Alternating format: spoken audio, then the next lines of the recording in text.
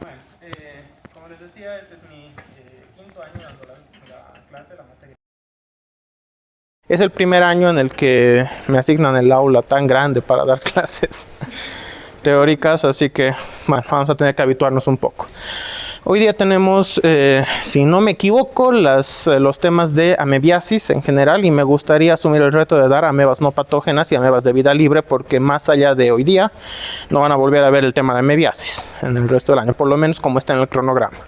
Entonces vamos a ir un poquito más acelerados. Voy a asumir que ya han visto yardiasis el día miércoles, si no estoy mal. Entonces muchos de los conceptos que se han visto ahí se van a repetir a lo largo de esta clase. ¿Okay? Y disculpas por las intromisiones, pero yo necesito apretar siguiente cada vez. Entonces empezaremos con la amebiasis convencional. No sé si alcanzan a ver bien. La amebiasis se define como la infección producida por entamoeba histolítica. Existe un grupo de parásitos que se llaman los microorganismos ameboides, que se clasifican o se caracterizan, mejor dicho, por la forma de movilización que tienen. Los protozoarios, si se habrán dado cuenta, toman mucho en cuenta esto para su clasificación. La Giardia, por ejemplo, era un protozoario ¿de qué tipo? Según la movilización. ¿Era?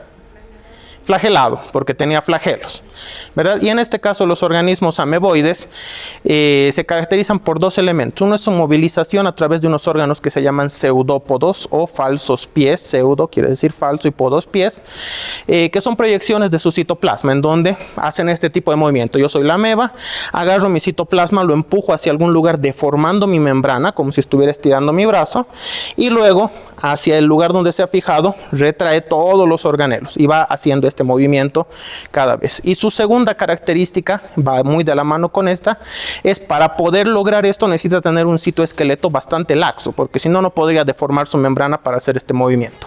Y por lo tanto, como su citoesqueleto es laxo y no es rígido, carece de una forma definida. O sea, el texto los menciona como organismos amorfos. Yo no puedo decir, como en el caso de Giardia, que tiene una forma de pera, una forma de gota invertida y demás. Entonces nunca tiene la misma forma, es una forma muy irregular. Y dentro de los organismos ameboides tengo amebas que producen enfermedad, que son las amebas patógenas, y las amebas no patógenas o amebas saprófitas, amebas que coexisten con nosotros sin producir ningún tipo de daño, muchas veces formando parte de nuestra misma microbiota, en este caso intestinal. Y dentro de los organismos patógenos tenemos que dividirlos en intestinales y extraintestinales, que son los que vamos a hablar hoy día. En los intestinales solamente una especie, que es la entamoeba histolítica, tiene la capacidad patógena, tiene la capacidad de producir daño en el organismo. Y su lugar de preferencia en nuestro organismo es el intestino grueso. Dato clave, porque ahí la diferencia con Giardia, que prefería el intestino delgado. Existen otras amebas no patógenas, que se los voy a poner acá. Ahí, para que los vean, pero que los vamos a mencionar más adelante, entonces no hace falta que las memoricen. Entonces tenemos muchos otros organismos ameboides, muchos de ellos tienen el nombre ameba, como la dientamoeba o la yodoameba, pero otros no tienen un nombre con ameba, como por ejemplo Endolimax. Entonces todos estos pertenecen a los ameboides y son no patógenos. Vamos más adelante. Hablando del agente etiológico, entonces, habíamos dicho que tengo a la entamoeba histolítica como única especie de las entamoebas que es patógena, pero yo aquí les menciono otra, que es la entamoeba dispar, su prima hermana básicamente. ¿Por qué? Porque son idénticas, morfológicamente hablando tienen los mismos organelos, en el mismo número, las mismas características, hasta el mismo tamaño, al punto que son prácticamente indistinguibles. Yo las veo al microscopio y no puedo saber cuál de las dos es cuál, pero resulta que la diferencia es que la entamoeba dispar es no patógena. Entonces, ¿a mí de qué me sirve saber que una de estas dos amebas sea no patógena? Que es muy fácil que me confunda al hacer el diagnóstico. Si a mí me presentan la placa, la veo al microscopio, reconozco a la ameba, yo no puedo saber solo con eso si se trata de la patógena o de la no patógena. Entonces, me hace falta la parte clínica del diagnóstico, la sintomatología del paciente, los antecedentes y otros elementos que incluso se llegan a ver dentro del mismo análisis de laboratorio para yo determinar cuál de estas dos es. Si solamente me la muestran, yo no sé si es patógena o no patógena, y eso lleva a muchos errores de diagnóstico, en donde terminamos dando tratamiento a personas que no lo requieren. Entonces, pasemos a la morfología del agente causal, que como hemos dicho es la misma para las dos, entonces no voy a diferenciar, son igualitas. De repente aquí me voy a venir a este lado porque me gustaría ampliar la imagen para que se vean bien todas las características. ¿Dónde está la lupa? Aquí. Ahí. Por eso les decía que se vengan más adelante. Entonces, a ver, voy a tratar de no estorbar mucho. ¿Se ve? ¿Se ve bien? ¿A este lado? Bien. Entonces tengo dos formas del parásito que son el trofozoito y el quiste. Igualito que lo que estábamos viendo en yardiasis. El trofozoito, igual que todas las formas parasitarias que terminan en zoito, son las formas activas. O sea, las formas en las cuales el parásito cumple sus funciones vitales. Movilización, alimentación, reproducción, etc. Y las formas de quiste son las formas de resistencia. La forma en la que se hace bolita el parásito, se recubre de una membrana adicional, creando una pared quística con dos membranas, que es su característica, y eso le ayuda a resistir los cambios del medio ambiente, sobrevivir en entornos más bien agresivos y poder llegar hasta un nuevo huésped al cual infectar. Entonces, en estas formas vamos a empezar con el trofozoito, donde caracteriza su morfología amorfa, valga la redundancia. Yo no tengo una forma definida acá y esto podría ser diferente en cualquier otro trofozoito. Además, en esta imagen en particular yo puedo ver este elemento de acá que habíamos dicho es el pseudópodo, ¿verdad? Es la proyección o prolongación del citoplasma con deformación de la membrana hacia el lugar en donde se va a ir moviendo. Primero crea esta proyección de citoplasma y luego mueve, desplaza todos sus órganos internos hacia ese lugar y luego retrae el lugar donde estaba. Bien, dentro de los órganos internos yo puedo ver muchas bolitas aquí bien teñidas de negro o de color oscuro, si ustedes quieren, de entre las cuales destaca uno que es el núcleo, es el único diferente. El núcleo, según les define el texto y es pregunta de examen por si acaso, tiene dos características importantes que son cromatina periférica. Si ustedes aguzan un poco la vista, pues no puedo ampliar más la imagen. Acá podemos ver que el núcleo se ve más o menos vacío, más o menos clarito, con excepción de un remarcado en la membrana nuclear. Esa es la agrupación de la cromatina hacia la membrana, hacia la periferia del núcleo, que la cromatina se tiñe un poquito más oscuro y por lo tanto nos da esta imagen. De hecho, si nosotros pudiéramos ver con un poquito más de detalle, no veríamos una sola línea gruesa, sino que más bien veríamos acúmulos como si fueran bolitas, algo más bien irregular. Y además puedo distinguir, aunque esté con un poquito más de dificultad por la luz, pero puedo distinguir un núcleo también llamado cariosoma central, que está justo al medio. No importa la disposición que adopte el núcleo ni la posición en la que esté, su cariosoma o nucleolo siempre va a estar al centro del núcleo, que es una característica distintiva con otras amebas. Hay otras amebas que se distinguen solo por dónde está el nucleolo. Entonces suelen preguntar bastante en el examen esas dos características, cromatina periférica y nucleolo o cariosoma central. El texto incluso menciona que le da un aspecto de rueda de carreta, que como les digo a mis grupos de práctica de repente queda un poquito anticuado. Rueda de bicicleta sería algo más moderno, pero bueno, como forma de rueda. ¿Qué son todo el resto de estos elementos entonces que se tiñen de oscuro? Pues son parte de la alimentación, la dieta de esta ameba, que en su forma de trofozoito se alimenta de nuestras células, concretamente de los eritrocitos. Es lo que más le gusta, necesita las proteínas, necesita el hierro para su metabolismo, por lo tanto va a ir a buscar a los eritrocitos. No siempre se puede llegar a observar en el microscopio la presencia de estas, que son las vacuolas fagocíticas conteniendo eritrocitos. Okay, pero cuando se llega a ver, yo ya puedo más o menos teorizar el diagnóstico, porque es la única ameba no patógena la cual se va a alimentar de nuestras propias células. Okay, entonces cuidado con confundirse. Todas estas inclusiones no son los núcleos, son las vacuolas alimentarias con el núcleo que tiene esas características concretas. Voy a mover un poquito la imagen. Aquí tenemos a los quistes. Y les traigo dos imágenes porque el texto menciona, como si fuera una tercera forma, un elemento que se llama prequiste, que en realidad corresponde a un quiste inmaduro. ¿Okay? Para nosotros solamente trofozoito y quiste, y el quiste puede ser un quiste inmaduro y un quiste maduro. ¿Cuál es la única diferencia? La cantidad de núcleos que tiene. Entonces, en su forma madura, el quiste a nosotros nos presenta una pared con doble membrana que yo puedo distinguir por este espacio en blanco que estoy viendo alrededor de esta línea. Esta línea es la membrana interna, este espacio en blanco es el espacio entre membranas y el límite de este espacio blanco es la membrana externa de la capa con doble pared. Entonces ahí ya sé que estoy viendo un quiste. Otro elemento que puedo ver son estas características. Habíamos dicho cromatina periférica, núcleo locariosoma central. Entonces, a diferencia del otro, este tiene más núcleos y cada uno de estos circulitos corresponde a un núcleo. Y entonces, ¿qué es esta mancha grande que tenemos acá? No es un eritrocito, porque estamos hablando de una forma que no se alimenta. Entonces, es una inclusión, una vacuola glucogénica, en donde almacena su energía, porque el primer instinto que tiene al momento de desenquistarse el parásito es multiplicarse. O sea, se va a dividir por fisión binaria y va a generar más trofozoitos y por lo tanto necesita energía. Entonces ahí almacena esa energía. No siempre se alcanza a ver tan claramente como en esta imagen, pero siempre está presente su vacuola glucogénica. Entonces decíamos, la única diferencia entre el prequiste o quiste inmaduro y el quiste maduro es la cantidad de núcleos. El prequiste se teoriza contiene 1 a 2 núcleos solamente, y como es una diferencia de estadio nada más, de madurez en una misma forma, entonces nosotros decimos que se vuelve maduro cuando topa en 4 núcleos. No puede tener más de 4 núcleos, y menos de 4 núcleos entonces son distintos estadios del quiste inmaduro, cuando todavía está replicando sus núcleos. Esto ya nos da una idea. De un solo quiste, de un solo organismo que se ha enquistado, van a salir a priori muchos parásitos distintos, porque el trofozoito tiene un solo núcleo. Entonces cada núcleo se va a llevar citoplasma consigo. Bien, pasamos ahí. Entonces, tenemos que hablar del ciclo de vida, que si han visto el tema de giardiasis es prácticamente igual. Nosotros empezamos por elementos que están contaminados, que ingresan hacia nuestro organismo a través de la boca, y estos elementos pueden ser agua contaminada cuando no tomamos agua potable o no hervimos el agua.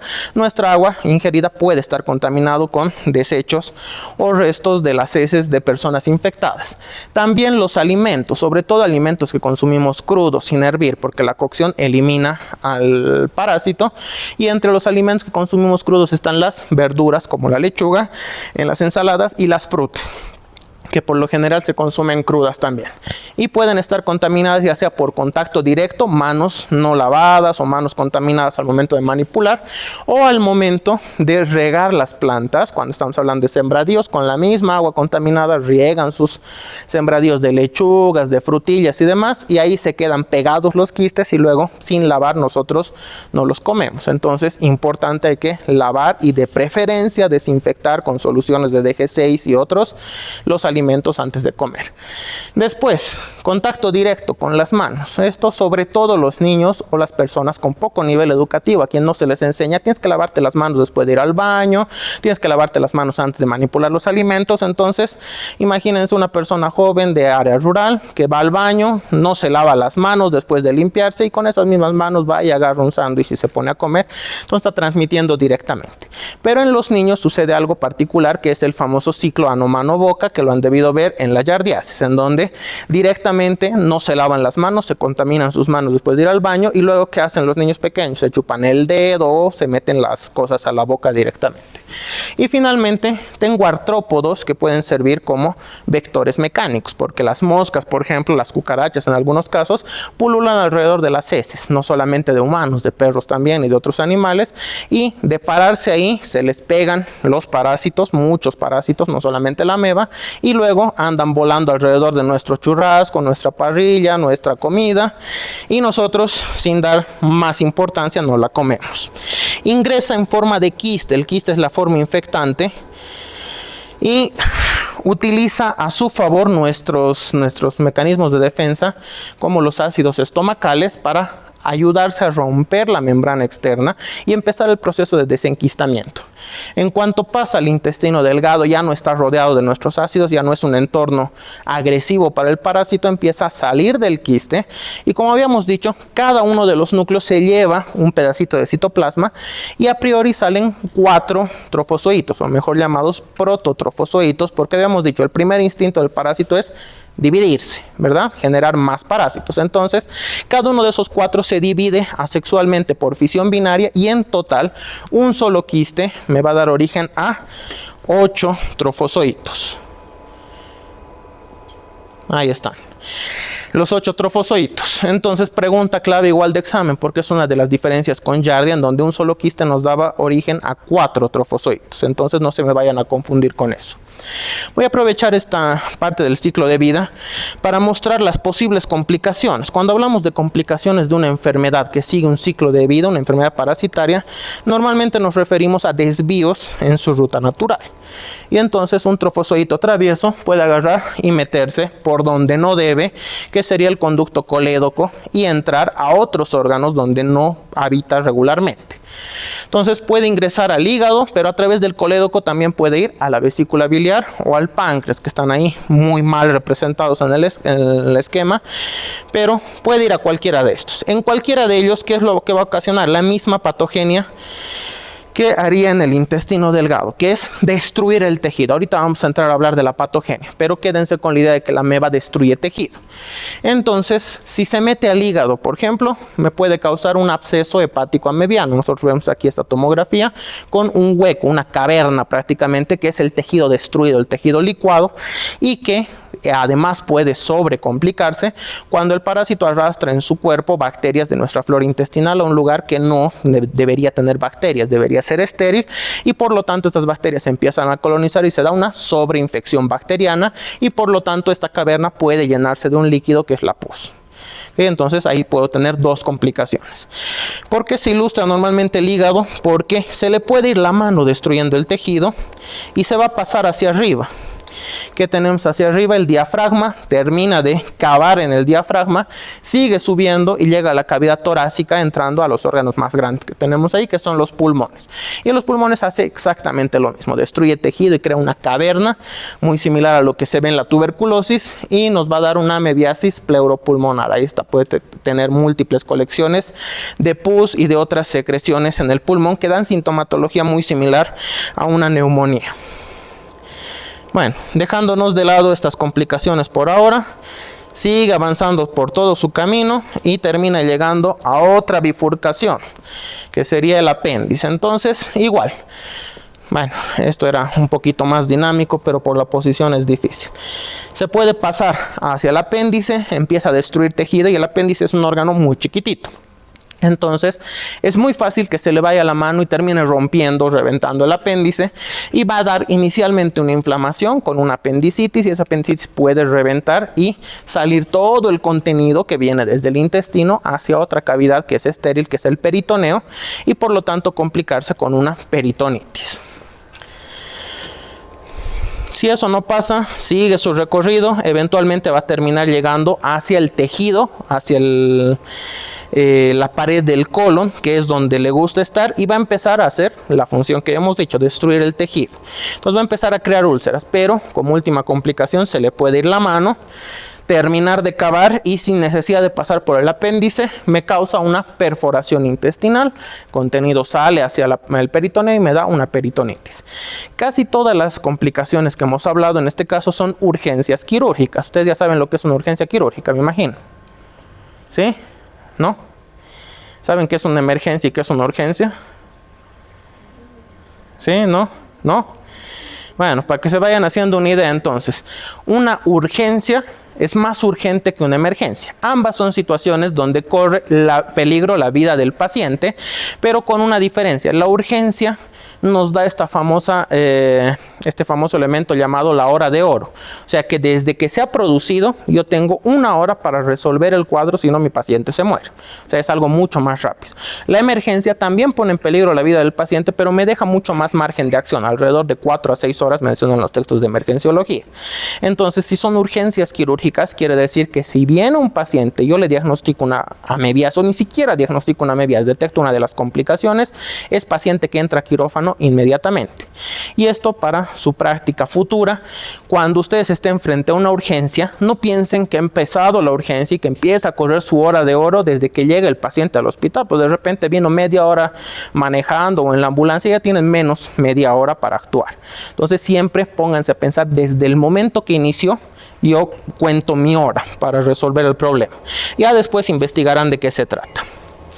Bueno, si no pasa esto, entonces eventualmente, estando ahí en la pared, comiendo, multiplicándose y demás, va a conseguir que se desprende de la mucosa, se va a replicar y algunas de las nuevas generaciones del parásito van a ser arrastradas por el peristaltismo en las heces y como están siendo expulsadas, están yendo a un lugar mucho más agresivo, necesitan enquistarse porque saben que van a estar en un ambiente que las puede matar, entonces se terminan enquistando y en forma de quistes salen en la materia fecal que termina contaminando los elementos que hemos visto al principio. ¿Hasta aquí hay preguntas? ¿Está claro? Muy bien, hablemos de la patogenia entonces. La patogenia es larga, es compleja en la mayoría de los temas de parasitología, pero no todo eso les hace falta conocer ahora, porque al año van a llevar anatomía patológica, después patología especial, o sea, van a tener materias para enfocarse en las interacciones patogénicas microscópicas de los parásitos. Pero sí voy a remarcar los elementos que a mí me ayudan de la patogenia a lograr deducir, si ustedes quieren, o explicar el porqué de los síntomas que se van a presentar en las manifestaciones clínicas, que eso sí lo tienen que saber. Entonces, la patogenia, el texto nos divide en 4 etapas, 3 están acá, una está después, que serían la invasión a la mucosa, los factores de virulencia, la resistencia del huésped y la formación de úlceras, que es la que está después. Habíamos dicho que el parásito destruye tejido. Para destruir el tejido, primero tiene que adherirse al tejido, tiene que llegar al tejido que va a destruir. Entonces, el colon, recordemos, como capas histológicas, tiene la mucosa primero, la submucosa debajo, luego la muscular y luego la adventicia. Me interesan las dos primeras. En la capa mucosa, yo tengo la presencia de los enterocitos. Es una capa muy celular que forma las microvellosidades, que forma la superficie de absorción de los alimentos. Por debajo de esta, la capa submucosa es el análogo al tejido celular subcutáneo, es un tejido muy poco celular, pero ricamente vascularizado y con mucho tejido conectivo. Esa diferencia es vital para entender la patogenia. Entonces, como primer factor de invasión a la mucosa actúan las lectinas de adherencia, que son unas proteínas que secreta este parásito, que le actúan en su superficie como si fuera un velcro. Van a ir, se van a adherir a las células y de ahí va a ser difícil que se despeguen, a no ser que sea por acción propia. Entonces, tienen un mecanismo químico de adherencia que van a empezar a secretar estas lectinas de perdón, ¿qué ha pasado? No funciona o se ha apagado. Lo voy a volver a encender.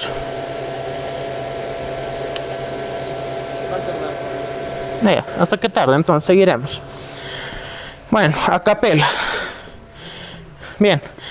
Entonces, se van a adherir con las lectinas de adherencia. Este ya es un primer factor de virulencia del parásito, que ahorita lo vamos a mencionar. Pero estas lectinas de adherencia juegan un papel fundamental porque el parásito que no llega a adherirse a las células, parásito que no continúa con su ciclo vital. Entonces actúan muchos factores de protección a este nivel. Por ejemplo, nuestras inmunoglobulinas A, cuando ya tenemos cierta memoria inmunitaria, o también nuestra inmunidad humoral por medio de la cascada del complemento y otros elementos más de la inmunidad.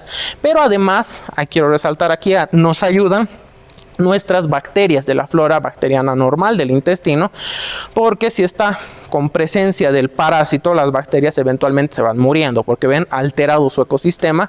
Entonces, ¿qué es lo que hacen? Sacrifican parte de su población para que se vayan a adherir a estas lectinas de adherencia, no funcionen porque no hace contacto con nuestras células y eventualmente se van, o sea, los neutralizan a los parásitos. Entonces, ahí tenemos mecanismos de defensa. No sé si alguien me lo puede volver a encender, si ha reiniciado, qué sé yo. Bueno, pasando a la siguiente etapa, entonces, resulta que llega nuestra inmunidad, nuestras células inmunitarias, macrófagos, polimorfonucleares, principalmente los eosinófilos, todos ellos vienen a tratar de coadyuvar, a atacar a los parásitos que han sido reconocidos, y resulta que el parásito para ese entonces ya se ha abierto paso en nuestra mucosa, entonces empieza a secretar un montón de enzimas, primero enzimas que degradan proteínas, sobre todo proteínas de superficie de las células, que son las famosas proteasas. Entonces, célula como los enterocitos, que tiene un montón de agujeritos por acción de las proteasas, es una célula dañada y es una célula que se va a morir, hace apoptosis y por lo tanto se muere y le deja espacio para que siga avanzando al parásito. Ya estamos, ok. Voy a tener más cuidado de no patear esto. Bien, entonces ahí está, vienen nuestros defensores y entonces empieza a secretar proteasas, hemos dicho. Después de que ha acabado su camino a través de la capa mucosa y entra en la submucosa, le es más fácil todavía porque tiene muchas más enzimas como la hialuronidasa, la colagenasa, la elastasa y otras proteínas que degradan tejido conectivo. Entonces tiene un montón de proteínas que al mismo tiempo le sirven para llegar al sitio de preferencia, que es la capa submucosa, como también para defenderse, porque si destruían células como los enterocitos, también destruyen a nuestras células inmunitarias. Entonces nuestras células mucho no tienen que hacer, dependemos prácticamente de la inmunidad humoral en este caso. No, me estoy pasando. Bueno, resulta que todo lo que veníamos hablando ya hemos ido mencionando parte de los dos otros pasos, que serían los factores de virulencia. En este caso, los factores de virulencia son los elementos que nos atacan del parásito, como por ejemplo las proteasas, las lectinas de adherencia, la elastasa, la colagenasa. Todas estas enzimas son sus factores de virulencia. Y por otro lado, hemos ido mencionando los factores de resistencia del huésped, como sería nuestra inmunoglobulina A, juega un papel bastante importante en la defensa y sobre todo en la creación de una especie de inmunidad de rebaño, porque ahorita vamos a hablar de qué es lo que pasa con las personas de zona endémica, personas que han estado sometidas a mucho contacto una y otra vez con estos parásitos, y es gracias a las inmunoglobulinas, sobre todo la A, que pueden defenderse y no desarrollar la enfermedad. Pero también como factores de resistencia del huésped, ahí tenemos el sistema del complemento y la flora bacteriana que habíamos hablado. Entonces, una vez ha llegado al tejido conectivo de la capa submucosa, que hemos dicho ricamente vascularizado, entonces necesitaba alimentarse de eritrocitos, ya llegó donde quiere estar. ¿Qué es lo que va a hacer? No necesita seguir cavando, no necesita pasarse el esfuerzo de degradar músculo para seguir cavando hacia abajo, y entonces empieza a cavar de manera longitudinal y crea estos sistemas de cavernas, si ustedes quieren, con una entrada bien pequeñita, que es por donde ingresó a través de la mucosa el parásito, y luego tenemos una extensión grande completamente ulcerada, y a esto el texto le llama úlcera en botón de camisa, porque es más que botón, es como el ojal de la camisa, ¿verdad? Una entrada chiquitita por donde puede entrar un elemento grande como sería el botón, y tienen esta forma en particular, y estando allá adentro les es mucho más fácil degradar todo ese tejido hasta encontrar vasos, vaso que ven, vaso que lo rompen, y ocasiona un sangrado a todo este agujero que se ha creado. Y ese sangrado me va a explicar uno de los síntomas cardinales de la amebiasis, que es la presencia de sangre en las heces, porque no se van a comer todita la sangre, solamente buscan eritrocitos. Todo el resto se sale a través de este hueco, se mezcla con la materia fecal y sale en las heces, que es algo que alarma bastante a los pacientes y a los padres de los pacientes, porque normalmente esto se da en niños pequeños. Y ahí está, para que lo vean en vivo y en directo, un corte histológico de las famosas úlceras en botón de camisa. Un sitio de ingreso bien pequeñito y luego un sistema de cavernas bastante grandes cavado en la capa submucosa.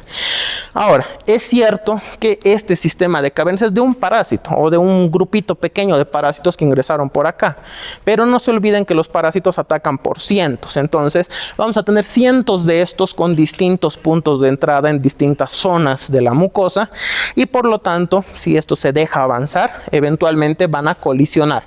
Todo este túnel cavado va a colisionar con otro que está cavando su propio túnel, y me van a dar una red de túneles en la submucosa que, cuando llegan a ser demasiados, ayudan a que toda la mucosa que está encima, que ya está sobre una base hueca prácticamente, se desprenda y salga en las heces. Y esto me va a dar otro de los síntomas cardinales, que es la presencia de moco en las heces. Bien, hablemos de las presentaciones clínicas. La amebiasis tiene 4 presentaciones clínicas. En Yardi han debido ver 2 nada más, que es la aguda y la crónica. A esta le aumentamos otros 2. Una de las posibilidades es la amebiasis asintomática, la más benigna de todas, que es la que decíamos, cuando una persona vive en un contacto cercano con el parásito y todo el tiempo está adquiriendo al parásito, no digamos la enfermedad, se está infectando continuamente, su cuerpo aprende a lidiar con este y entra en una especie de equilibrio, en una especie de tregua con el parásito, en donde el parásito no le llega a causar tanto daño para producir la enfermedad, pero el cuerpo no lo elimina.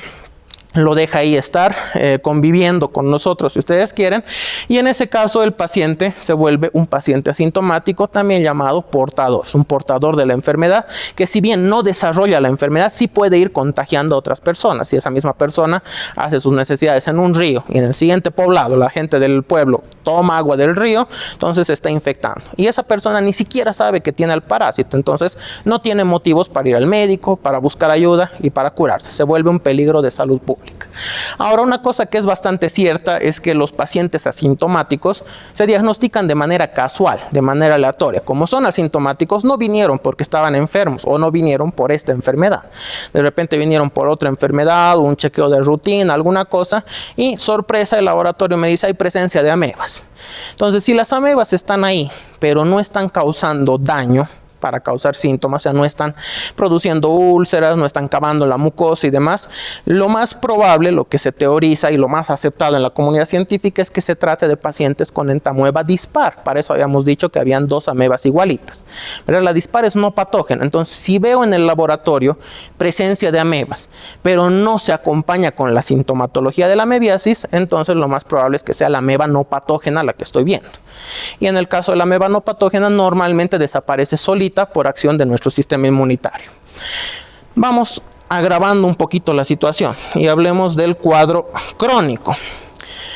La amebiasis crónica se llama también colitis, que quiere decir inflamación del colon, la terminación itis, amebiana no disentérica. Entonces, hace falta definir qué es la disentería. La disentería es el conjunto de 4 síntomas que tienen que aparecer juntos, que son los dos que ya hemos mencionado: la sangre en las heces y el moco en las heces, acompañado de otros 2 síntomas que están acá, que son el pujo y el tenesmo. El pujo se define teóricamente, vamos a decir, como la urgencia defecatoria. En realidad se refiere el pujo a cuando nosotros vamos al baño, antes de hacerlo consciente, se están acalambrando nuestros músculos abdominales porque inconscientemente están contrayendo, ¿verdad? Están tratando de aumentar la presión en la pared abdominal para expulsar eso que está causando daño de dentro de nosotros. Ese es el pujo. Y el tenesmo está definido como la sensación de llenura o de plenitud de la ampolla rectal después de la defecación. O sea, ya he hecho todas mis necesidades en el baño, ya está determinado, está vacía la ampolla rectal, pero yo sigo sintiendo como que todavía hay contenido, como que todavía tengo que quedarme porque va a seguir saliendo. Entonces, aunque esté vacío, esta sensación paradójica es producto del tenesmo, que es una de las características. Eso es una disentería. Ahora, este se llama un cuadro no disentérico porque no presenta toditos los síntomas de esta disentería. Necesito los 4 para que sea una disentería. Entonces, este puede presentar pujo o tenesmo, o de repente los dos. Puede presentar solo sangre en las heces, o de repente solo moco en las heces, pero no se presenta el cuadro disentérico completo. Y a estos, que son los síntomas particulares de la amebiasis, se acompañan otros síntomas más, que son síntomas generales inespecíficos de una infección intestinal, como puede ser dolor abdominal, ¿dónde está por aquí? Dolor abdominal, náuseas, vómitos, sensación de llenura postprandial, gases, y algo que es muy característico de un cuadro crónico de una infección intestinal es una alternancia entre la diarrea y la constipación. Si solo tuviera diarrea todo el tiempo, yo estaría frente a un cuadro agudo. Pero cuando el paciente refiere: sí, he entrado al baño 2, 3, 4 veces en el día, he hecho diarreas, y de repente dejó de haber diarrea y volvió a la normalidad. No volvió a la normalidad, sino que estuvo varios días sin poder ir al baño. O sea, saltó a un cuadro de constipación, y cuando vuelve al baño, o después de varios días, otra vez está con diarrea. En ese caso, nosotros estamos hablando de un cuadro alternado. Nunca llega a la normalidad, sino que se va de un extremo al otro extremo de la situación. Bien, los otros síntomas se explican, me imagino que ya han visto esto en la yardiasis, se explican por los cambios patológicos que suceden a nivel del intestino. Entonces, el dolor abdominal viene del peristaltismo aumentado. Hemos dicho, cuando hay algo que está molestando en el sistema digestivo, el cuerpo, que no es tan inteligente como pensamos, ¿qué es lo que dice? Tengo que sacarlo del cuerpo sea como sea, por arriba o por abajo. Si es por arriba, activa el reflejo de la náusea, que puede llegar al vómito, y si es por abajo, abajo, le dice al peristaltismo, y acelérate un poquito y expulsa, exprimí todo eso que hay ahí adentro para que salga de una vez. Entonces, si se acelera la frecuencia del peristaltismo, el bolo alimenticio pasa más rápido, no le da tiempo a nuestro intestino delgado a absorber nutrientes y al intestino grueso a reabsorber líquido, y por lo tanto las heces salen líquidas, ¿verdad? Y así se origina la diarrea. Y finalmente, la sensación de llenura postprandial y las flatulencias vienen del desequilibrio que surge a raíz de la presencia del parásito en nuestra flora intestinal, porque nuestra flora intestinal, conformada principalmente por bacterias, cuando se ve dañada, ¿qué es lo que hace? Tengo que repoblar la flora bacteriana, tengo que repoblar los números perdidos, y para eso necesita consumir recursos. ¿Y cómo se reproducen las bacterias? Esencialmente consumiendo carbohidratos, fermentan los carbohidratos y producto de esta fermentación sale un gas. Entonces ese gas empieza a acumularse, sobre todo después de cuando hemos comido. No importa si hemos comido harto, poco, pero el paciente dice, justo después de comer, aunque sea una galletita, mi estómago se hincha y estoy toda una bola y estoy como si hubiera comido todo un festín. Normalmente eso es lo que entendemos como llenura postprandial, y obviamente esos gases no se van a quedar ahí, por algún lado tienen que salir. Entonces o salen por abajo en forma de flatulencias o por arriba en forma de eructos. Y con eso explicamos todos los síntomas generales de un cuadro digestivo. Si pasamos a la amebiasis aguda, ahora llamada colitis amebiana disentérica, porque ahora sí están presentes los 4 síntomas cardinales de la amebiasis que habíamos dicho, es una diarrea con presencia de sangre y moco en las heces, acompañada de pujo y tenezo, junto con los otros síntomas generales. A mí me gustaría por lo menos que se vea bien esto. ¿Dónde está? Esta es la lupita. Ahí. Normalmente la sangre en las heces puede ser lo suficientemente abundante como para ser visible así en forma de coágulos o en forma de la sangre de color rojo vivo mezclada con las mismas heces. Y las heces, si ustedes se han fijado o han tenido alguna vez la perspectiva, son de un color mate, de un color opaco, ¿verdad? Entonces, cuando yo veo las heces brillantes y de un color medio, con algo medio transparente, esa es la mucosa que está saliendo en las heces. Entonces, unas heces brillantes, moco más sangre evidente, ahí tenemos sangrado y moco en las heces. Ahora, la sangre no siempre es evidente, a veces el daño es tan pequeño que la sangre sale en poca cantidad y no se puede ver a simple vista. En esos casos, normalmente el laboratorio me va a reportar presencia de glóbulos rojos en las heces. En ese caso yo hablo de un microsangrado, un sangrado bien pequeñito. Bueno, ese sería el cuadro agudo, dura menos, es mucho más intenso en su sintomatología, eso sí.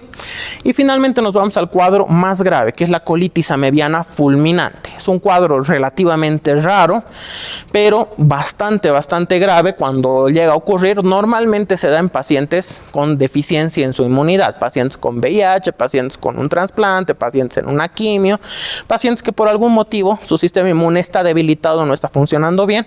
No hay quien ponga freno al avance de la ameba, y la ameba hace su agosto, hace su fiesta, se reproduce sin ningún tipo de control, y lo que me ocasiona es el mismo cuadro del agudo, pero multiplicado muchas veces en intensidad y con una mucho mayor probabilidad de complicarse. Todas las complicaciones que habíamos hablado pueden llegar a suceder, y de hecho en estos cuadros, en un lapso relativamente corto de 1 a 2 semanas, aparecen múltiples complicaciones al mismo tiempo o una después de otra. Eso es lo que le da la gran mortalidad, porque el paciente de repente empieza a presentar fiebre, se pone histérico, se pone amarillo. Eso ya nos está señalando un problema de hígado, ¿verdad? Como un absceso hepático amebiano, y antes de que yo siquiera intente resolverlo, se me complica con una peritonitis. Antes de llegar al quirófano ya está con una perforación intestinal o con una amebiasis pleuropulmonar. Entonces no me deja tiempo para tomar las medidas de curación apropiadas en estos casos, y por lo tanto tiene una mortalidad tan alta como un 60%, aún con diagnóstico y tratamiento oportuno. Entonces, muchos de estos pacientes se van a morir, hagan lo que hagan, casi lo vuelvo a patear. Bueno, Hablando de las complicaciones, entonces no voy a quedarme demasiado porque hemos hablado muchas de ellas. Tenemos la perforación intestinal, que va a acompañarse de síntomas de una perforación intestinal, como puede ser hinchazón abdominal, además acompañarse de fiebre porque está saliendo todo el contenido con bacterias a una cavidad estéril, y las bacterias siempre producen fiebre cuando hay infección. Además puedo tener timpanismo, dolor abdominal y demás. Puede llegar a un choque también. En estos casos normalmente el siguiente paso de la complicación es que las bacterias que están infectando el peritoneo pasen hacia la sangre y a través de la sangre infecten múltiples órganos dentro del cuerpo, y ahí tenemos una sepsis. Tengo una ameboma. Esta es una de las complicaciones que no les he mencionado en un inicio porque no es una desviación como tal, sino que se forma en el sitio de la pared intestinal donde va a ir a colonizar el parásito, en donde hemos visto la úlcera en botón de camisas tiene una entrada bien chiquitita. Puede cerrarse, puede contraerse el músculo, puede taponarse con algún elemento, puede cerrarse, y todo el desecho que se está produciendo ahí, el sangrado, la pus, si es que hay y demás, se va a ir acumulando. Como está cerrado, no tiene por dónde salir, no tiene por dónde escapar, y se va creando una especie de falso tumor. Este de acá, a eso se le llama ameboma. Entonces no, creo que no se ve muy bien, pero acá yo veo una endoscopía, una colonoscopía concretamente, donde veo aquí como un chinchón en la pared abdominal. Esto puede seguir creciendo si no se le presta atención hasta llegar a obstruir totalmente el intestino y frenar el tránsito intestinal, y me va a dar otra complicación más, que es lo que pasa cuando a una manguera yo le corto la circulación y le sigo metiendo a fuerza el líquido, revienta, ¿verdad? Entonces puede llegar a reventar el intestino. Eso sí se queda mucho tiempo, pero no hace falta que se complique tanto. A veces solamente crece un poco y el médico poco experimentado está palpando el abdomen del paciente y dice: oh, aquí hay una masa. ¿Qué es esta masa? Y además el paciente está sangrando en las heces. Entonces lo primero que piensa por alarmista es cáncer de colon. Hay que hacer una biopsia, hay que entrar con una colonoscopía, tomar biopsia y demás. Y normalmente ahí es cuando se ven estas imágenes, se toma la muestra ya que estamos ahí de una vez, se lleva a patología y en la patología reporta no hay células cancerígenas, pero sí hemos encontrado trofozoitos, quistes de Yardia y además todos los cambios que hemos descrito en la mucosa, y entonces se dan cuenta de que no era cáncer sino una ameboma. Si vamos más adelante, lo mismo, apendicitis acompañada de múltiples signos clásicos de apendicitis, que no vamos a mencionarlos todos acá. De repente el más clásico, el más asociado, ¿dónde está? Por aquí. Creo que ni siquiera lo he escrito. Es el punto de Mac-Barney positivo, que es el punto que está en la unión del tercio medio con el tercio distal de la línea imaginaria del ombligo a la cresta ilíaca derecha. Y si lo toco ahí y le duele mucho, ese es un signo de Mac-Barney positivo. ¿Okay? Pero hay como 40 signos de apendicitis que les van a ir enseñando en semiología al año. No hace falta que se los memoricen. Algo que sí es una constante en toda forma de apendicitis, eso sí, es la fiebre. Entonces, paciente del que igual ustedes sospechen fuertemente de amebas, que de repente empieza con fiebre, sospechen rápidamente una complicación que es una urgencia quirúrgica y hagan los laboratorios lo más rápido que puedan. El otro que tenemos acá, absceso hepático amebiano, me va a traer síntomas de sufrimiento hepático. ¿Cuáles son los síntomas de sufrimiento hepático? Empezando por fiebre, que es un absceso que tiene pus, pero además tenemos producción de bilis. La producción de bilis se va a alterar, se va a aumentar, esa bilis excedente va a ser reabsorbida en la sangre y la sangre lo va a llevar y va a decir ocultarlo bajo la alfombra y lo va a ir a depositar en las mucosas. Entonces el paciente va a ver amarillo, usted le bajan el párpado, amarillo su ojo, le hacen sacar la lengua, amarilla su lengua. Entonces vamos a tener este tipo de signos. Además, duele el hígado, por supuesto que duele. ¿En dónde va a doler? Ustedes se deben acordar de anatomía, en el hipocondrio derecho. Entonces tienen que hacer una palpación, el reborde del hígado no debería ser visible, pero si duele y está inflamado, yo toco acá y el reborde del hígado lo palpo mucho más abajo de donde está y además le duele al paciente cada que le toque. Entonces cada una de las complicaciones trae los síntomas asociados al órgano de su complicación, como adicional a los síntomas de la amebiasis. Tenemos la amebiasis pleuropulmonar, que va a cursar con síntomas de una neumonía, con tos, sibilancias, fiebre, esputo con sangre, porque no nos olvidemos que hay destrucción del tejido, puede sangrar y esa sangre va a salir con la tos, va a salir con el escupitajo del paciente. Tengo además, tengo como complicaciones menos frecuentes, pero también pueden suceder, el absceso cerebral amebiano, en donde donde la ameba, igual que las bacterias, puede que al llegar a un vaso sanguíneo se desvíe y diga, yo me meto por aquí a ver dónde me deja, y de todos los lugares a los que puede ir, el más peligroso es el cerebro, porque hay un poquito de destrucción de tejido y ya empezamos a tener síntomas ricos, no es tan resiliente como otros órganos. Entonces, dependiendo de la zona afectada, aquí podemos ver hacer lo mismo, destruye y cava en el tejido, una caverna, un hueco, y dependiendo de la zona yo voy a tener uno u otro síntoma. Esto ustedes lo saben de neuroanatomía, cuál es su función o de qué se encarga cada uno de los lóbulos del cerebro, no lo vamos a repasar ahora. Y otra que es, el texto menciona que es una complicación que se suele dar en pacientes inmunodeprimidos y con fístulas. Una fístula es la creación, la ocurrencia natural, digamos, de un canal entre una cavidad interna hacia otra cavidad interna o hacia el exterior. Entonces es muy raro que un paciente llegue a tener una fístula que vaya del intestino hacia afuera, hacia la pared abdominal por afuera. Es más frecuente cuando nosotros hemos hecho el diagnóstico del paciente y en una complicación nosotros hemos descubierto que se le ha muerto gran parte del intestino. Tenemos que entrar a operar porque ese intestino va a reventar, ¿verdad? Antes de dar el tratamiento ni nada. Entonces yo lo voy a operar al paciente, le hago algo que se llama una colostomía, porque es una operación en 2 tiempos. La primera vez en el quirófano tengo que sacar todo el pedazo de tejido muerto y en lugar de juntar las 2 partes del intestino, una de ellas la voy a cerrar y la otra la voy a abocar hacia afuera, hacia la pared. Le voy a crear un orificio artificial, le voy a poner una bolsita que es la colostomía. Y en ese caso, las heces están saliendo pues hacia afuera y están en contacto con la piel de afuera. En ese caso, sí puede llegar a ocurrir las úlceras cutáneas producidas por la ameba. Es mucho más frecuente a que se dé normalmente o naturalmente una úlcera por fístula. Bien, el diagnóstico, no voy a entrar tanto en detalles porque en Yardia lo han debido ver, en generalidad lo han debido ver. El diagnóstico de elección es el coproparasitológico y el coproparasitológico siempre tiene que ser seriado. ¿Qué consiste un coproparasitológico seriado? ¿Quién me dice? ¿Nadie? Tomar varias muestras. ¿Cuántas muestras? 3 muestras. ¿En cuánto tiempo? En un lapso de 10 días. El protocolo aquí en Bolivia nos dice 10 días, aunque hay personas y algunos hospitales, laboratorios, que prefieren manejar día por medio o cada pocos días para hacerlo un poco más rápido. Lo que sí no está bien es pedir un coproparasitológico seriado hoy día, mañana y pasado, porque si hoy día no está expulsando quistes, nada me garantiza que mañana vaya a expulsar quistes, o pasado también, de repente con menos probabilidad. Entonces, si yo le hago días consecutivos, tengo muchas más chances de que me salgan falsos negativos en el laboratorio, por cuestión de azar. Yo tengo que dejarle ciertos días de margen. Por eso es que se dice hoy día 1, de repente pasado mañana, en 3 días o en 5 días otro, y hasta terminar un lapso de 10 días tienen que haber sido realizadas 3 pruebas. Ese es un coproparasitológico seriado.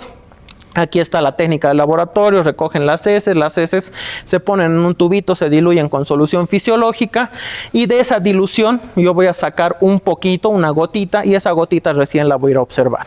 Entonces, como pueden ver, yo necesito tener harta cantidad de parásitos para poder asegurarme una confiabilidad en el laboratorio o utilizar algo que me ayude, si es que hay pocos parásitos, a mantenerlos en un mismo lugar. Entonces le puedo aumentar una técnica de concentración que también han debido ver. Técnicas de concentración son un pasito adicional en las técnicas directas como en el coproparasitológico. Bien, el coproparasitológico regular se hace con tinción de Lugol, pero también se puede aplicar la tinción tricrómica, hematoxilina eosina, etcétera. ¿Y qué es lo que voy a observar? Bueno, de nuevo el tema del data, pero les voy a ampliar lo que se pueda aquí la imagen. ¿Qué es lo que voy a observar? Eso que está ahí, que son trofozoitos y o quistes del parásito en la materia fecal. Entonces aquí yo veo algo que no tiene una forma definida, no está presentando un pseudópodo, porque recordemos, la coloración, los tintes que utilizo matan al parásito, o sea, no lo voy a ver moviéndose. Entonces, para poder observar un pseudópodo en un parásito, tengo que haberle aplicado la coloración justo en el momento en que se estaba moviendo, en el que estaba emitiendo su pseudópodo. Así sí lo puedo observar, no siempre se ve, como en este caso. Lo que siempre se va a ver en una tinción de Lugol, en un coproparasitológico, es el núcleo, que tiene ¿qué características? A ver si se acuerdan. Cromatina periférica y cariosoma o nucleolo central. Perfecto. Eso es lo que yo tengo que ver acá. Si veo eso, he hecho el diagnóstico. Bueno, el texto menciona además otras formas de hacer el diagnóstico, pero de esto yo quiero que se queden con la idea. No todos los laboratorios que el texto me menciona son porque yo los tenga que pedir para hacer el diagnóstico. Por ejemplo, la biopsia, acabamos de dar ese ejemplo, ¿verdad? Yo no le pido biopsia, o sea, que le metan un tubo por vía rectal al paciente para que observen en una cámara y le tomen una muestra, porque sospeche de amebas.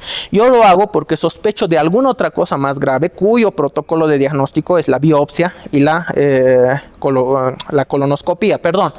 Y en ese caso yo sí puedo observar la mucosa semidestruida, la mucosa aplanada, tejido deshecho, y en medio de eso puedo ver quistes y trofozoitos del parásito. De repente no se ve muy bien acá por la resolución de la imagen, pero tienen que saber que suele pasar. A veces el paciente viene a su consultorio, ustedes saben que esto no se pide para hacer el diagnóstico, pero ya viene con esto y dice, este otro médico me atendió, me ha mandado que me haga hacer esto, ya me han hecho, aquí está el resultado. Entonces ya está hecho, lo leemos. Entonces puede servir como una forma de diagnóstico casual. O sea, yo he hecho este laboratorio y casualmente he encontrado amebas.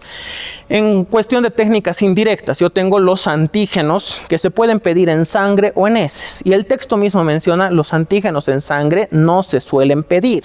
Entonces, ¿para qué nos lo menciona? ¿Por qué? Porque se puede hacer, pero tiene una muy baja tasa de confiabilidad ese laboratorio.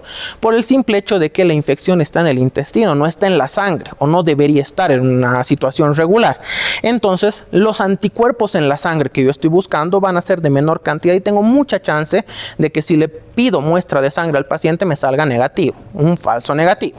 En cambio, tengo mejores chances de que los antígenos en la materia fecal, ahí sí, si me salen positivo o negativo, yo puedo confiar más en ese resultado.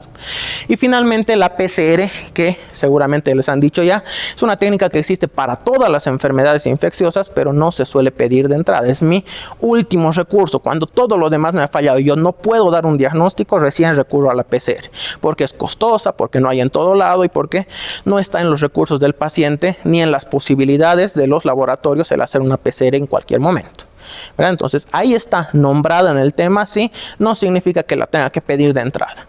Y el cultivo, que muchos de los temas mencionan, por lo general en parasitología no se hace cultivo para diagnóstico, a diferencia de bacteriología, donde ustedes saben que se pide para diagnóstico y tarda poco, tarda 3 días, qué sé yo. En parasitología los cultivos suelen tardar de 10 días para adelante, o sea, son muy largos. Yo no me puedo dar el lujo de atrasar tanto el tratamiento de mi paciente, entonces no son buenos métodos de diagnóstico, pero están mencionados, se hacen. ¿Por qué se hacen? Porque para estas técnicas indirectas, si ustedes recuerdan, la base de las técnicas indirectas es hago reaccionar antígenos que yo tengo de un parásito en particular con la muestra del paciente y veo si hay reacción. Si hay reacción, quiere decir que esa muestra tenía defensas del paciente para ese parásito. Y yo interpreto el resultado. Entonces, ¿de dónde saco los antígenos que yo le doy a la muestra?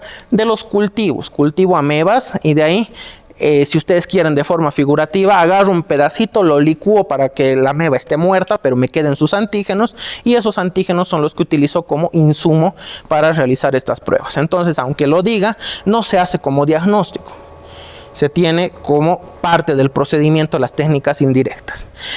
Y el tratamiento es el tratamiento estándar como para la yardiasis, el metronidazol. Los 5-nitroimidazoles son el medicamento de elección para casi todos los protozoarios, con la única diferencia, aquí la dosis es la misma, 500 miligramos, cada 3 veces al día o cada 8 horas, pero para yardia, han debido ver, le doy de 5 a 7 días. En cambio, para la ameba yo le doy mucho más tiempo porque la ameba resiste mejor el tratamiento, le doy de 7 a 10 días. Ojo, eso es pregunta de examen también, normalmente les hacen caer en esta diferencia de días. Y además, perdón, me estoy olvidando, el texto menciona como importante el teclosan. El teclosan es una amebicida luminal, que quiere decir que no va a actuar en los tejidos, no va a ser absorbido por los tejidos, solamente funciona cuando la ameba está ahí encimita. Y la ameba patológica no se comporta de esa manera, sino que se mete en el tejido. Entonces solamente le voy a dar teclosan a pacientes en los cuales yo haya tenido un hallazgo casual, o sea, pacientes asintomáticos en los que yo puedo asumir que la ameba no está perforando el tejido, no se está metiendo dentro del tejido, sino que está en la superficie. Ahí me podría servir. Pero ahí yo les pregunto, ¿será necesario darle tratamiento a un paciente que yo sospecho que tiene una ameba no patógena? Probablemente no. ¿verdad? Probablemente no me va a servir. Ahora, si yo sospecho que el paciente tiene la ameba patógena y tiene daño en el tejido y demás, darle esto no me sirve de nada. Entonces es un medicamento que poco a poco se está dejando de utilizar. Como alternativa yo tengo otros medicamentos como la nitazoxanida o el albendazol que menciona el texto, mi plan B en caso de no poder darle metronidazol, pero quiero mencionar acá lo que les decía como último punto, la colectomía o el tratamiento quirúrgico a mí me sirve cuando el tejido del intestino se ha muerto, o sea, ese tejido no sirve. Y un tejido necrosado, un tejido muerto, no solo no sirve, sino que además se puede volver un foco de infección. Además, el tejido se vuelve friable, así que a un golpe del peristaltismo se puede terminar de romper y me puede constituir un peligro para el paciente. Si el tejido está muerto, yo prefiero aumentar un tratamiento quirúrgico, quitar todo ese tejido muerto y luego en una posterior cirugía reanastomosarlo para restaurar el tránsito intestinal. Entonces, no solamente se trata de dar medicamentos, también hay cirugía.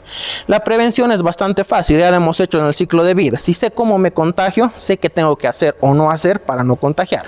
O sea, lavarme las manos, después de ir al baño, antes de comer, después de comer, antes de manipular alimentos, desinfectar los alimentos, lavarlos por lo menos, o mejor todavía con algún desinfectante como el DG6, evitar las moscas en mis alimentos y de repente esto sí es importante, esto de aquí, pacientes que vienen del área rural, donde hay bastante de las amebas, ¿qué les van a decir? Ah, pero si no tengo baño, entonces ¿qué hago con mis desechos? ¿Verdad? Muchas veces la flojera nos gana, entonces es facilito, cabes un hueco en el piso y se hace un pozo séptico. A eso le pone un asiento y ya tiene una letrina improvisada. Y así no va a ir contaminando los ríos, los arroyos, los campos de cultivo, etcétera, que es de donde viene la infección después.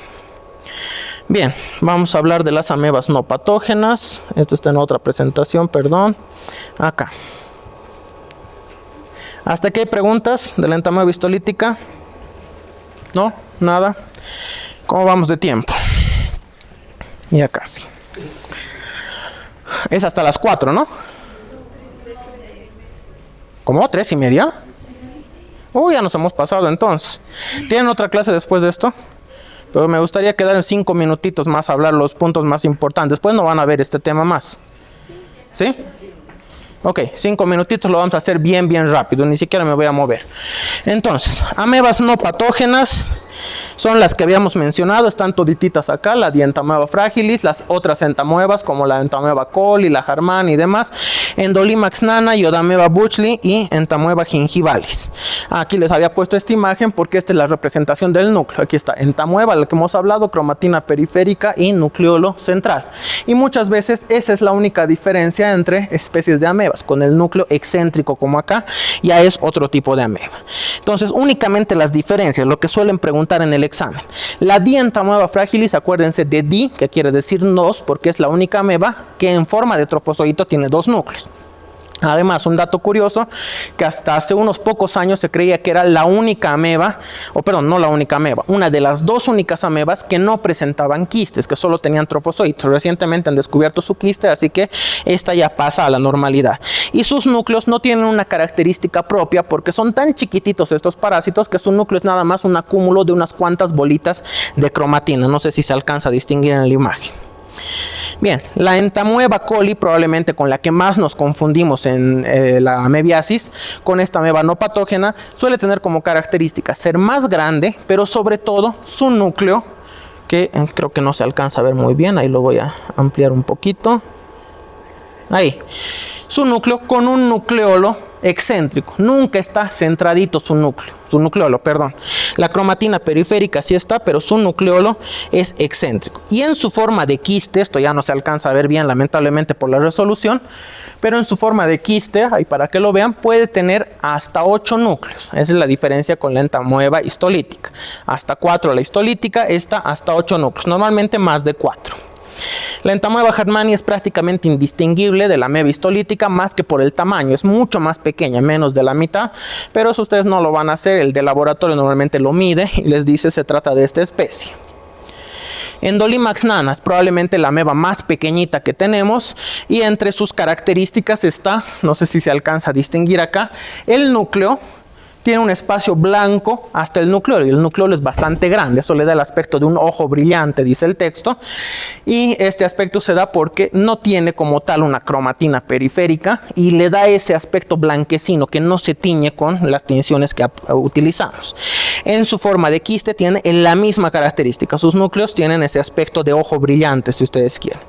La ioda-ameba, más que en el trofozoito, se va a distinguir en el quiste porque tiene una vacuola iodófila, se llama ioda-ameba porque reacciona al yodo de la tinción del Lugor y su vacuola es la que más se tiñe, más que el núcleo mismo. El núcleo prácticamente no se tiñe, la vacuola sí. Entonces, vacuola iodófila, ioda-ameba Buchley.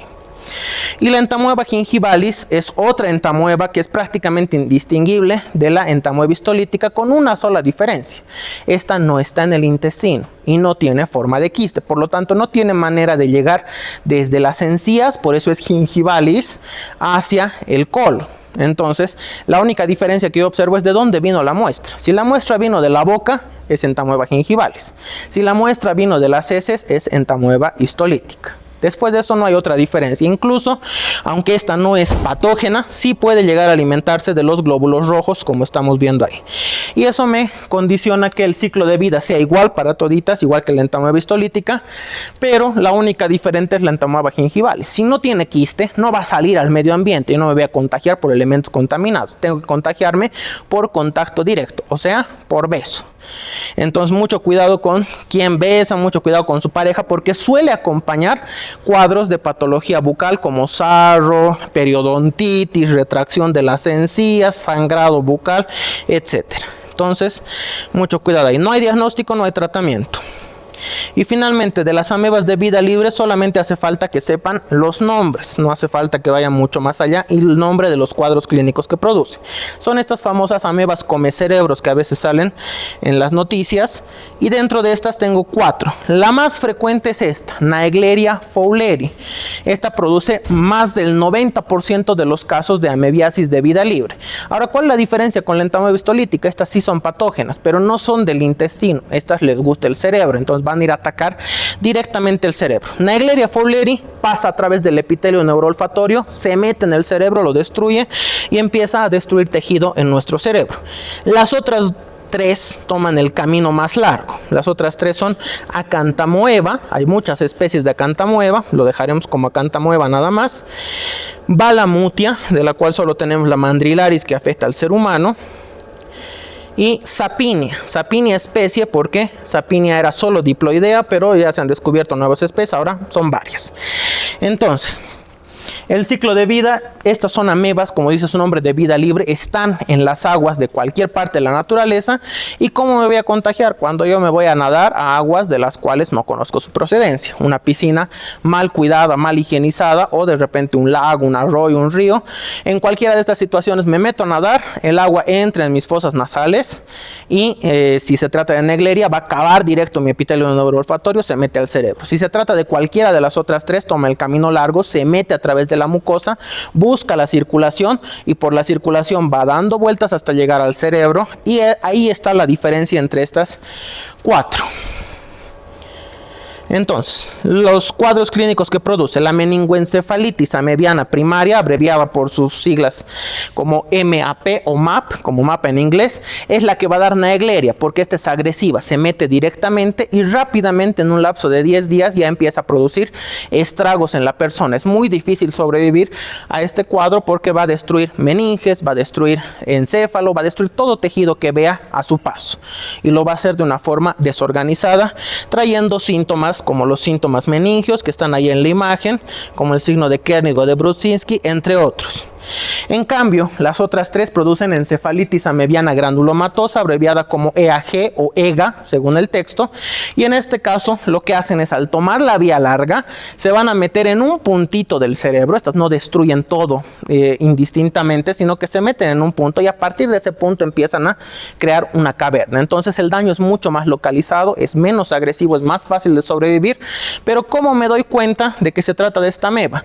Primero, antecedente de haber estado en un cuerpo de agua libre sobre todo, y lesiones por el sitio de ingreso. Puede ingresar por la nariz y me deja la nariz como si hubiera aspirado cocaína, o sea, totalmente deshecha.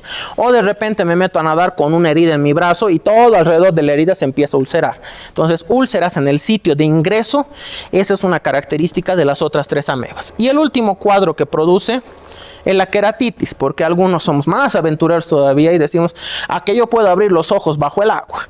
Abrimos los ojos y la misma ameba que estaba ahí, en lugar de solo quedarse en la nariz, se pega a la córnea y empieza a destruir la córnea, empieza a desgastarla y a rasparla, lo cual me va a dar un cuadro en un inicio similar a las cataratas de los viejitos, ¿verdad? Se empieza a poner blanco, lleno de cicatrices, pierdo la visión progresivamente y si lo dejo avanzar, se termina rompiendo y la cámara anterior del ojo se vacía hacia afuera.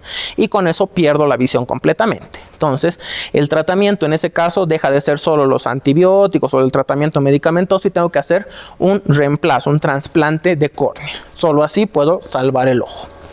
Esos son los únicos 3 cuadros. El diagnóstico, no vamos a entrar en detalle, pero es fácil. Estos no viven en el intestino, entonces tengo que sacar la muestra de donde viven. O sea, del líquido cefalorraquídeo o en el caso de los ojos, un raspado de córnea. Eso lo llevo al microscopio y veo a las amebas. Y el tratamiento no tienen que aprendérselo, simplemente se los he traído para que vean la complejidad del tratamiento, porque todas ellas requieren juntar varios medicamentos, de entre 3 y 4 medicamentos por parásito, ¿verdad? Medicamentos diferentes, pero ojo, la mayoría de estos medicamentos, anfotericina B, itraconazol, fluconazol, todos estos son antifúngicos, son medicamentos que yo le doy para los hongos. Y otros, como la flucitocina, la citromicina y demás, son antibióticos, medicamentos que yo doy para bacterias. Entonces, aquí no está el metronidazol, darle metronidazol no sirve para estos pacientes. Tengo que asociar otro tipo de medicamentos, mucho más fuertes, con más efectos adversos, pero es la única forma de tratar de salvar la vida a estos pacientes porque es un cuadro bastante grave. Y la prevención, y con esto terminamos, evidentemente no meterme a nadar donde no conozco la calidad del agua, donde de repente una piscina que se ve medio sucia, y en la naturaleza no meterme a los ríos, no meterme a los lagos, no meterme a los arroyos, sobre todo. Pero aquí yo quiero añadir a lo que siempre les digo a mis estudiantes de práctica. Nada del famoso turismo, ecoturismo de aventura que se está promocionando hoy en día. No ve al Chapare, a Santa Cruz, al Ben y demás, donde les dicen vengan a hacer rappel, trekking, senderismo y no sé cuántas cosas. Eso implica también meterse a nadar al río, hacer kayak, en balsas y demás. Se pueden caer al río y ahí pueden ser víctimas de estos parásitos. Entonces, ¿para qué tanto peligro? ¿Para qué me voy a exponer solito a un peligro tan grave? Si quieren hacer ejercicio, vayan a dar vueltas alrededor de su casa, vayan a trepar el cerro, al Cristo de repente, con cleferos y todo es menos peligroso. Entonces, tengan mucho cuidado con esto. A veces, no todo lo que se promociona en internet es una práctica saludable. ¿Te ha entendido eso? Bien, en el caso de las amebas no patógenas, para su examen no hace falta mucho más que saberse el nombre, las 4 especies, ni siquiera toda la especie, el género nada más, Naegleria, Balamutia y demás, es más que suficiente. De repente el nombre de los 3 cuadros clínicos, no les hace falta más, pero tienen que saber que existen porque puede ser que lleguen a tratar a un paciente y en ese caso ustedes van a tener su ayudita y van a tener sus manuales de tratamiento del ministerio donde van a ver qué le doy, en qué dosis. Entonces no hace falta que se memoricen muchas más cosas, pero sí que sepan que esto existe y que puedan asociarlo con estos antecedentes epidemiológicos, el haber ido de viaje a zona rural, de haberse metido a nadar y todo eso, a mí me sirve para orientar mi diagnóstico en caso de una patología cerebral u ocular. ¿Okay? Me estoy olvidando un pequeño detalle. La queratitis se ha asociado también al mal uso de lentes de contacto. Aquí no hay tanta gente que use lentes de contacto, pero vale la pena preguntar porque les dan un frasquito con una solución esterilizante, pero si lo manejan mal y está contaminado, meten su lentilla y el día siguiente cuando se van a poner se están poniendo las amebas en el ojo. Entonces vale la pena preguntar, aunque sea menos frecuente acá, vale la pena preguntar en ese caso. ¿Okay? Muy bien, vámonos, gracias por la paciencia.